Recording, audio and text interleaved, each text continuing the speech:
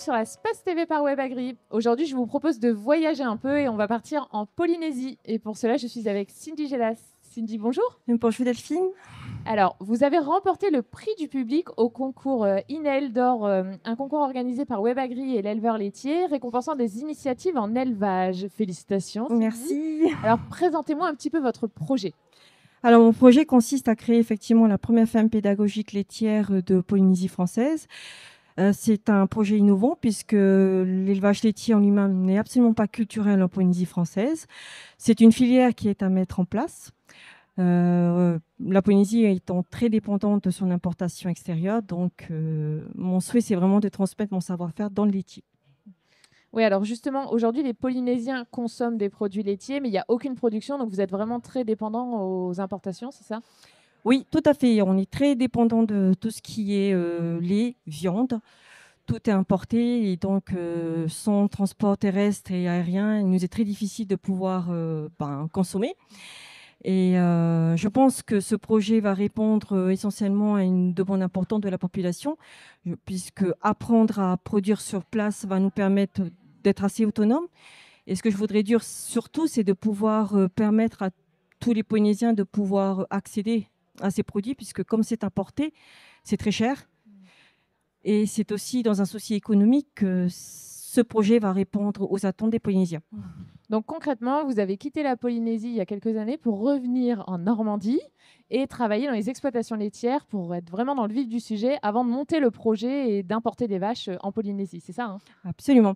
J'ai même intégré donc l'école de Malto, où j'ai donc passé mon BPREA. Je suis diplômée depuis 2 ans. Et tout à fait, j'ai tourné donc dans plusieurs fermes intensives, bio, conventionnelles. Je suis partie en Suisse également. Je pense que c'était important parce que la lecture pratique du métier est très importante en tant qu'agriculteur. Ça me permet notamment de pouvoir m'adapter à plusieurs systèmes d'exploitation, de retenir le bon. J'ai pu voir aussi qu'il y avait du pas bon, mais je pense que c'est une très belle expérience sur le terrain. Et alors, donc le projet ne va pas aboutir tout de suite, hein, on en est encore dans les débuts, puisque vous voulez encore vous former pendant à peu près 3 ans, c'est ça, hein? Oui, tout à fait. Mais vous êtes en discussion avec le gouvernement polynésien pour concrétiser ce projet, puisque dans 3 ans, vous allez commencer à importer des embryons de Normande. Absolument. J'ai tout à fait songé aux races normandes parce que ce sont des races qui sont rustiques, qui sont mixtes. Et puis la race normande est connue notamment pour la fabrication de bons fromages et de beurre. Et oui, évidemment, le gouvernement polynésien m'encourage beaucoup dans ce que je fais et me suit déjà depuis quelques années. Donc oui, c'est un métier complètement complet puisqu'en plus d'élever les vaches pour leur lait, pour leur viande, c'est aussi de faire de la transformation laitière. Et je pense qu'en tant qu'agriculteurs, nous savons tous que la valorisation de notre lait dans leur transformation est beaucoup plus intéressant économiquement. Alors justement, comment concrètement ça va se mettre en place? Vous allez donc importer des embryons. Il y a déjà quelques vaches en Polynésie, donc ça va permettre de poser des embryons sur place et ensuite d'élever les veaux pour monter une filière. On parle au maximum de 15 vaches laitières, puisque votre objectif n'est pas de faire une industrie laitière pour commencer, c'est d'abord d'avoir une ferme pédagogique pour enseigner l'élevage aux Polynésiens. C'est ça. Oui, tout à fait, parce que ce que j'ai souhaité notamment importer dans mon savoir-faire, c'est ce côté traditionnel, comme faisaient nos ancêtres, hein. Mon arrière-grand-père était agriculteur en Normandie. Je pense que c'est un métier noble qui doit rester respectueux de son environnement, de l'homme et de ses animaux. Et c'est déjà la première chose que je voudrais enseigner aux Polynésiens, c'est l'envie, la passion.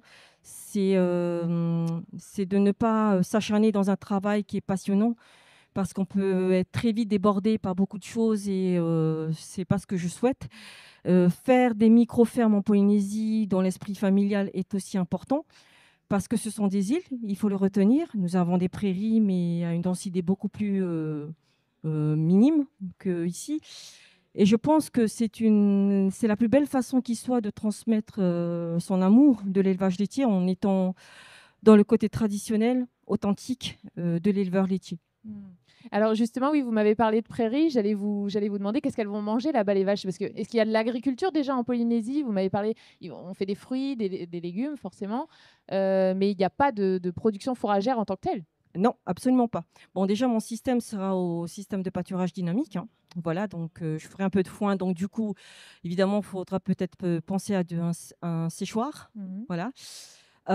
Oui, ça sera un système tout herbe, déjà, tout simplement. Oui, il n'y a pas de culture de blé, il y a pas de, on ne fait pas d'ensilage, ça n'existe pas.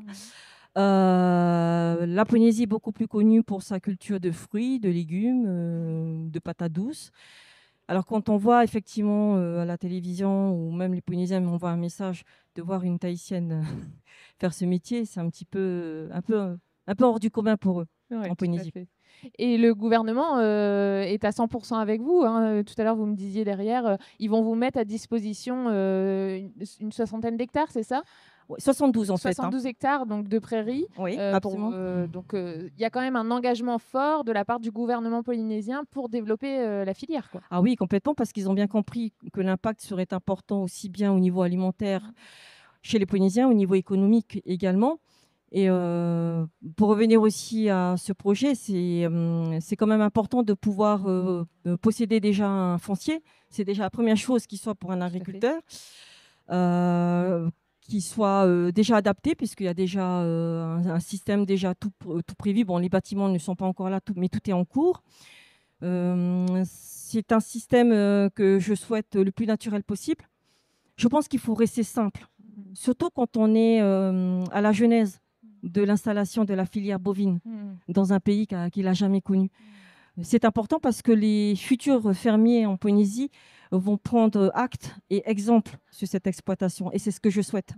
Et justement, vous vous formez à la transformation laitière, puisque l'idée, c'est pas de monter une laiterie et de sortir des briques de lait en Polynésie. C'est vraiment de transformer à la ferme et de Absolument. commercialiser et justement d'apprendre ça aux Polynésiens. Parce que tout à l'heure, vous me parliez d'établissements, de lycées agricoles qui aujourd'hui n'ont aucune formation en production animale. Et donc, l'objectif, c'est de coupler ça avec les lycées. Ah oui, complètement, parce que j'ai même songé à m'associer au lycée agricole, qui pourrait peut-être faire un BPREA, une formation là-bas pour les Polynésiens, et qu'ils apprennent sur place dans la ferme, ce qui est tout à fait possible. Et enfin voilà, c'est un sacré projet qui est très complet, puisqu'en plus de la formation, il y a aussi tout le plan technique, tout le plan financier. C'est une approche culturelle aussi. En fait, c'est importer un savoir-faire traditionnel chez nous, les Normands, dans un pays où ça n'est absolument pas traditionnel. Donc, c'est tout un ensemble de choses. C'est aussi, oui, je parlais du fait que ce soit culturel parce que la femme est pédagogique, mais elle est aussi expérimentale. Je voudrais voir comment se comportent les Polynésiens vis-à-vis des vaches, comment traire les vaches. En fait, c'est tout leur apprendre de A à Z. Et alors justement, en termes de finances, on n'est pas sur vos fonds propres à vous, hein. Vous avez tout un soutien aussi du gouvernement. Oui, il y aura donc effectivement ce qui est prévu dans le plan de financement, ce seront des subventions. Il y aura effectivement les banques, des investissements privés également, et l'État français. Je pense qu'il y aura de toute façon un soutien financier fort dans ce domaine, puisque je pense que c'est aussi une belle vitrine pour la Polynésie française, qui est connue plus pour son océan, pour ses plages, pour la culture, pour le poisson. Vous pouvez imaginer une ferme comme celle-là qui va faire du laitier, qui va faire de la transformation. En fait, c'est la Normandie en Polynésie, en fait. Eh ben, écoutez, je pense qu'il y a beaucoup de fans d'agriculteurs comme moi qui vont être contents parce on est souvent, quand on part en vacances, nos maris veulent aller visiter les fermes dans les régions dans lesquelles on va. Donc là, on va pouvoir leur dire, allez, on s'en va en Polynésie parce qu'il y aura des vaches à voir en Polynésie. Donc en tout cas, on prend rendez-vous pour un reportage une fois que la ferme sera montée en Polynésie. Et ben, toutes mes félicitations pour ce très beau Merci, c'est projet gentil. qui va pas aboutir tout de suite, on l'a dit, mais qui est en tout cas très bien avancé. Et vous continuez de toute façon à vous former pour mettre toutes les chances de votre côté. Et en tout cas, félicitations pour ce prix. Merci On se beaucoup, donne rendez-vous dans Delphine. 3 ans.